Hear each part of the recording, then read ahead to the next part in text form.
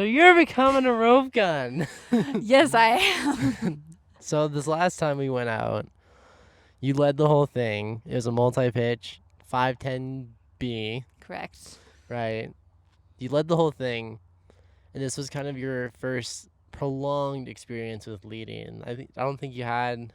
What did you say? You had like That a was my little bit. third time lead climbing. Yeah, it wasn't a whole lot. No, but it wasn't. and I was really surprised on how you did on it. Not just Same. like I mean, like we've already been over this about how I think it was awesome that you just kind of dug in and just did it. I mean, the thing was too is you were doing a lot of route finding, trying to find the route on something that you've never seen ever. You did an on-site of it, and you let it confidently. And like I think the thing is too is like you haven't been doing it for that long, and already you're leading a multi-pitch 510B, which is pretty. It's pretty crazy, but this was kind of your first introduction into being a rope gun. Yeah.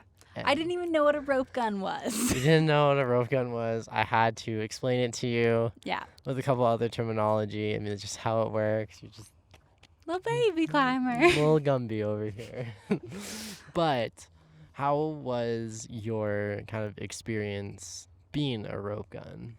I mean, it was definitely scary at times.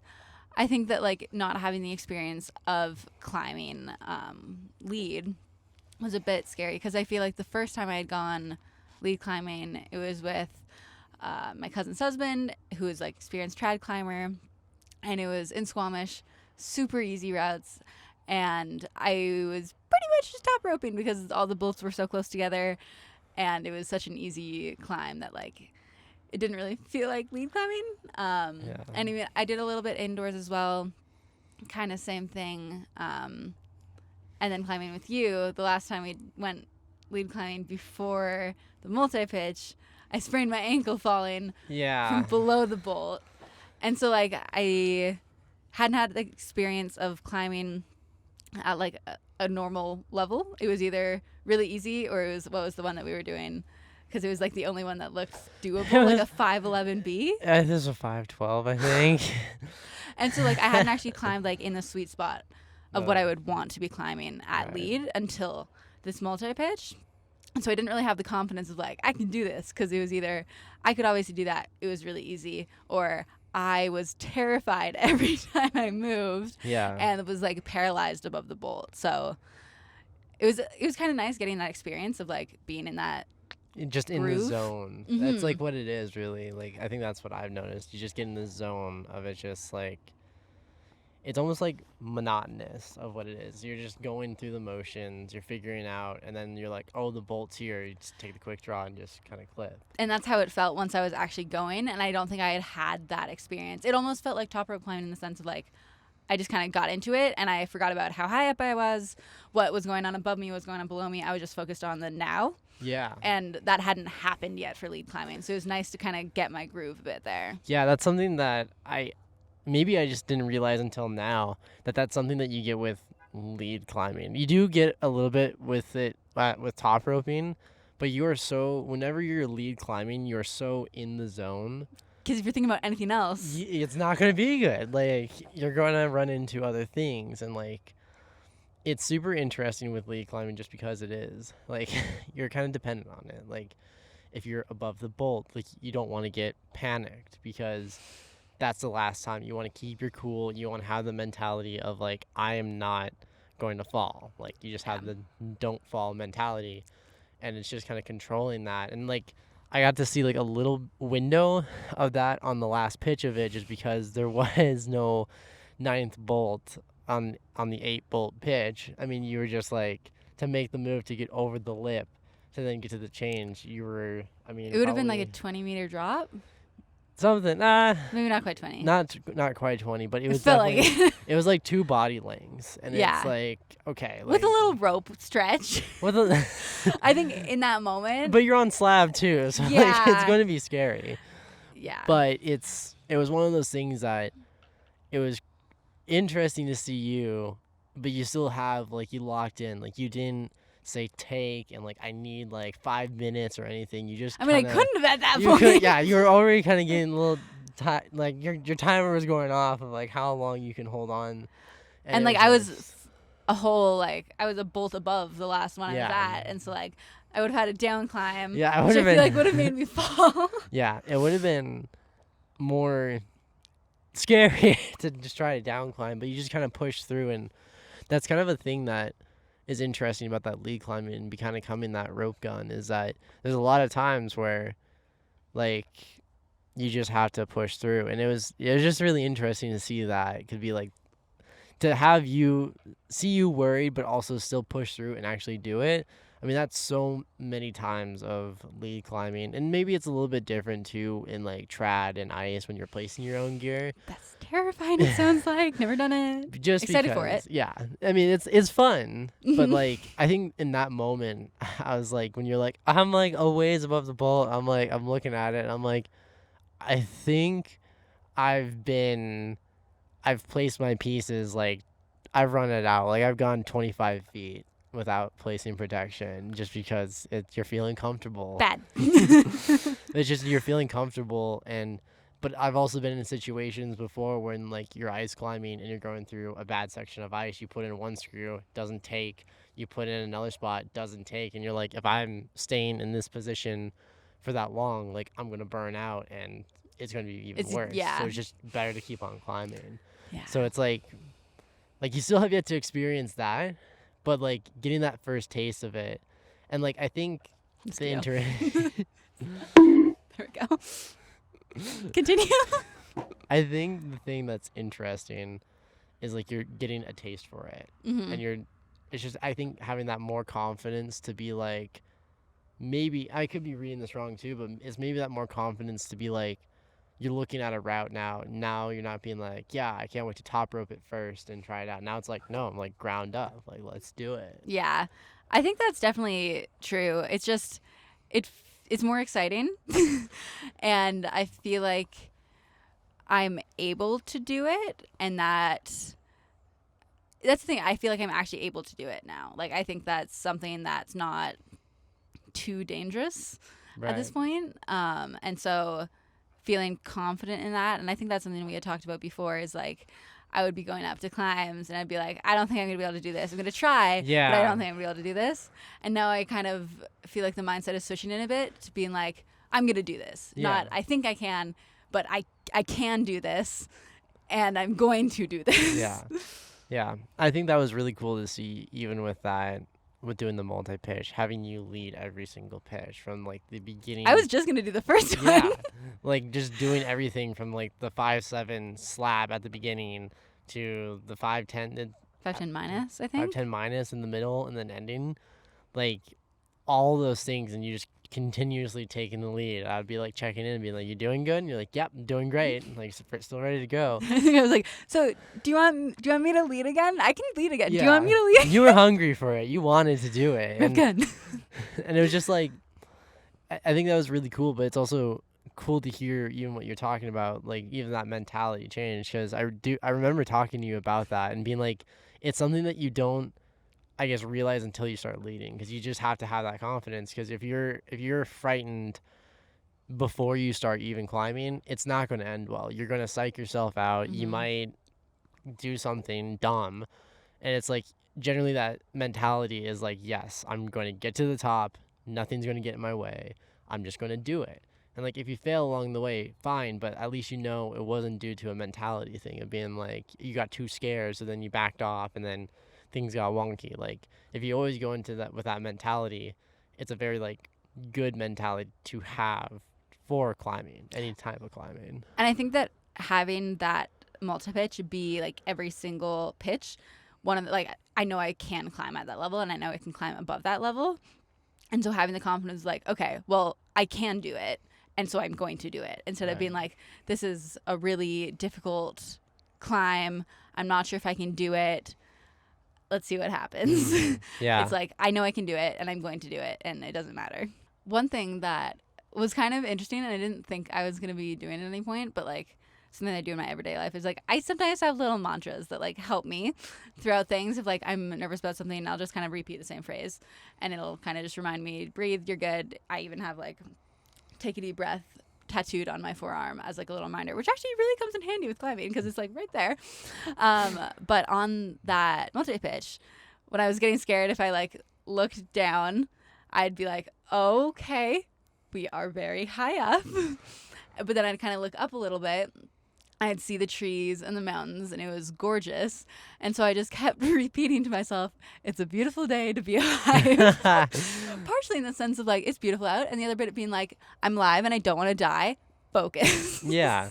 Yeah. It's always good to have those like sayings just to keep everything kind of in order and in line. Yeah. It's kind of that same idea of like not focusing on a wide amount of things, but keeping it more narrow, just keeping you focused on what's in front of you and not like thinking about other things. And having that mantra is like definitely good. Gets your mindset. Gets a good mindset to have and just gets you kind of prepared for everything. Yeah, it was. Enjoy it more than fearing what's happening. Exactly. Like there's only so much that's in your control, and you just like you're just going for it. You're just having a good day on the wall, climbing some rock. It was fun. It was really fun. Yeah, I definitely was.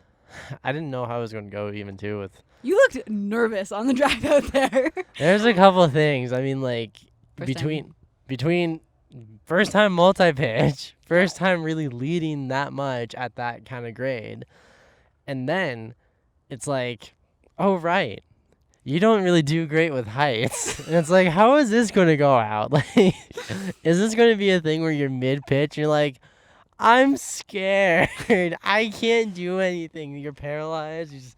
I would refuse to let that happen. Yeah. I think that would be... I didn't want to use the bail beaner. You didn't want... I put the bail beaner on you. And I was like, in case you need this, here's this bail beaner. It's like... Yeah. But I refused to use the beaner of shame. Yeah. That would have been too much. We saw a couple beaners of shames on the other routes. And I think Yeah. that probably was adding to, you're like, I'm not going to be this person. I'm not going to be this person. No.